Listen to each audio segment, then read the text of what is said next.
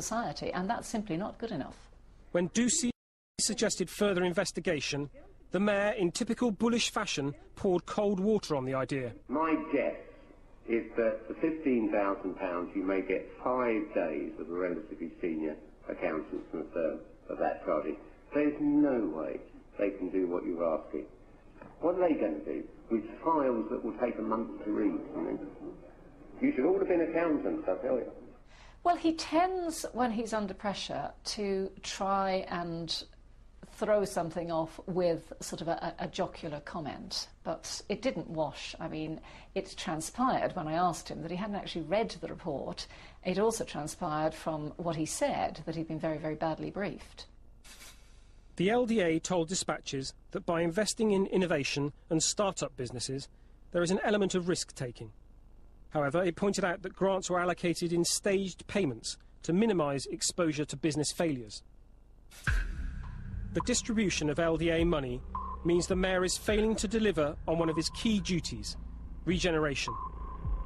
The Mayor's office has also spent money in other areas with little of the promised benefit to Londoners. Dispatches can show how the Mayor is spending large sums of taxpayers' money on selling his policies, some of which don't even work. In the last full year, he spent around £23 million on advertising and PR. Can someone take another picture? That's more than double what the Scottish executive spends, and £1 million more than Microsoft's UK advertising budget. The policy Livingston is most identified with selling to Londoners is the congestion charge. Anyone who's ever used London's roads will know that congestion has been a problem for many years. In 2003, the Mayor introduced a charge for cars and trucks entering a congestion zone in working hours to try to solve it. The only reason we're doing congestion charging is so that cars can speed up in London. According to a GLA press release from 2004, the charge delivers faster, more reliable vehicle journeys and improved bus services. But today, a vast array of data indicates it's not achieving any of this.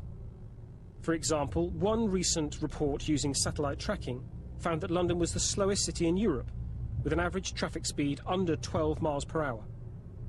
The Mayor has cleverly altered the way he sells the congestion charge to take account of this. When the congestion charge was first introduced, Ken Livingstone made it absolutely clear that this was to reduce congestion. And indeed, in the early days, it clearly did. But there has been some degree of mission creep, I think it's fair to say, since then. And if you listen very carefully to the words that are used today, in fact, what is discussed is traffic reduction, fewer vehicles in the street. We're 15% down, so that's a good reduction in the number of cars coming into West London. That isn't quite the same as reducing congestion. There's a reason the Mayor's keeping quiet about congestion these days. Fewer vehicles does not equal less congestion. TfL's own monitoring report in 2006 observed a long-term background trend of increases in congestion. This view is backed up by those who use the roads. Just ask London's delivery drivers. Yeah, there's nothing we can do about it. Nothing you do, just sit and wait. Delivery vans like Len's contribute £5 million to the congestion charge every month. But they can't make any more deliveries than they did before it was introduced. Initially, it did alleviate a small amount of traffic. It was less traffic within the congestion charge.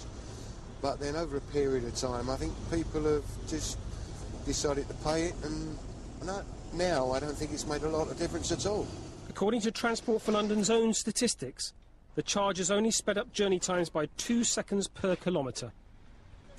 It's about 2 hours to do about 18 miles, which is unbelievable. Worse than the effect on Len's deliveries is what's happened to London's buses in the last 4 years. The congestion charge was designed to get us out of our cars and onto the bus. Got to try and reduce the number of people driving in, get them onto buses, which is where the vast bulk of the people will switch to, and where we're laying on a huge increase in capacity. More people are using the bus, but TfL's 2007 figures show that buses are travelling progressively slower every year, reducing their average speed by 11%. One of the other stated aims of the congestion charge was to make money available to reinvest in public transport. However, the charge has failed here too, due to outdated equipment. It was a very simple, crude scheme technologically to guarantee it would work. The downside of that is it's quite expensive. No surprise there, but it is a fact that more than half the revenues are consumed in the operating costs. In effect, little of the £8 congestion charge you pay to enter London is fed back into public transport infrastructure. London's transport is hamstrung by a lack of funding. We've got to mend the roads, we've got to mend the underground, but there isn't enough money there to do everything that Transport for London would like to do. And how do you think the Mayor's planning to pay for this? Well, the Mayor, on behalf of London, of course, would like to persuade the national taxpayer to pay for more of it. So who bails out Transport for London when there's a shortfall of cash? The Mayor would like us all to chip in. I'm now convinced that the Mayor's policies are being missold to Londoners. The Dispatches has discovered a far greater scandal. In the run-up to the 2004 mayoral election, Livingston was required by electoral law to resign his post as mayor during the campaign. The same laws applied to his advisers if they wanted to help him get re-elected.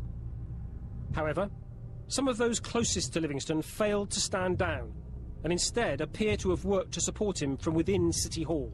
We got an email from the Mayor's campaign office saying that we had to prepare briefings as if it were a normal GLA and to prepare them in the same format with the same rigor and so on. And then we were also expected to participate in trying to raise some money and generally encourage people to be as involved in the campaign as possible. So I was asked to raise money for Ken Livingstone from the Asian community. These emails show that the Ken for London campaign instructed Singh and two other advisers to draft articles which were later published in support of the Mayor's re-election campaign. You were writing articles for his campaign, you were raising money for his campaign. Yes. You were organising supporters to work on his campaign. Yes. All while being paid by the taxpayer. Yes. And were you aware at the time, and were others aware, that this was not proper electoral practice? I think very much so. But you were a GLA employee? Yeah, we all were. All of the people in the Mayor's, apart from the three people who stepped down, they were all GLA employees. And, clearly we were breaching the electoral guidelines in that respect.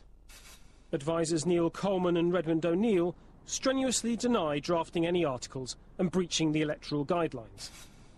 We invited Ken Livingstone to respond to our specific claims, but he refused on the basis that he believed the programme was partisan and lacked balance.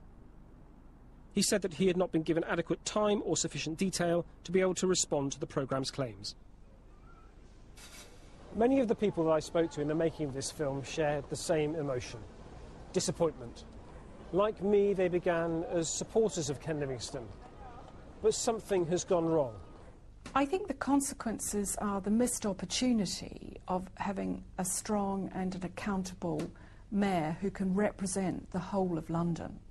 And that's very important when you're talking about one of the great world-class cities, which is what London is. Perhaps it's a problem with the institution itself.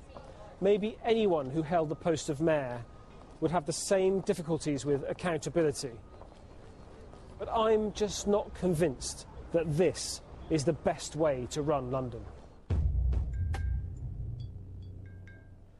Georgian London.